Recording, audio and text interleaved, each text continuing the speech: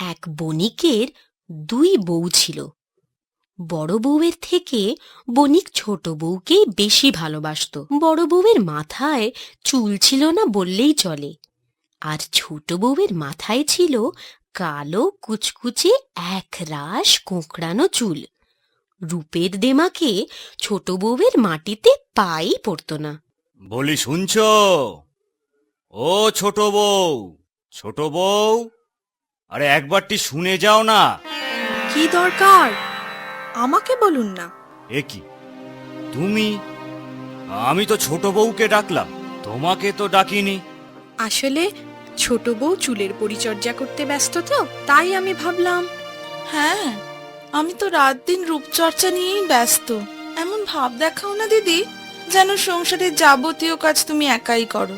এ কথা আমি কখন বললাম রে ছোট? বলতে আর কি বাকি রাখলে দিদি? তোমার কথার মারপ্যাচ কি আমি বুঝি না? যেহেতু স্বামী আমায় বেশি ভালোবাসেন, তুমি সব সময় চাও তার কাছে আমায় খারাপ প্রতিপন্ন করতে। কি আজে বাজে কথা বলছিস ছোট? শোনো বড় বউ, এই কথায় কথায় আর ঝগড়া করো না তো। ঝগড়া কি আমি করছি? ছোট তো সব সময়। বাজে কথা না বাড়িয়ে কাজের কাজ করো। যাও, আমার জন্য পানটা সেজে আনো।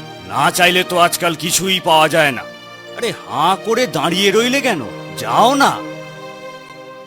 ছোট বউ, ও ছোট বউ, আরে কাছে এসো না, কথা আছে।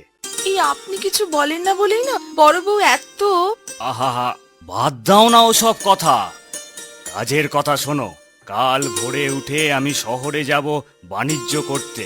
ফিরবো এই হপ্তাখানেক পরে। বড় বউকে যেন আগে থেকে এসব কিছু জানিও না। কেন জানাবো না কেন? গতবার ওই অপয়া অনামুখ বড় বউয়ের মুখ দেখে বাণিজ্যে গিয়েছিলাম বলেই না লোকসান করে সর্বস্ব খুইয়ে খালি হাতে ফিরতে হয়েছিল। তা যা বলেছ, মুখ দেখলেই অযাত্রা। শোনো, যা বললাম মনে থাকে যেন। বড় বউ পান সেজে এক্ষুনি এসে পড়বে। তুমি এখন চুপ করো তো। ছোট বউ, একটু জল দাও তো। কি হলো? আবার চোখে জল কিসের? ও বড় বউ। ও কিছু না, হঠাৎ চোখে কি যেন পড়লো, তাই। ও তাই বলো? তাহলে অন্য কিছু নয়?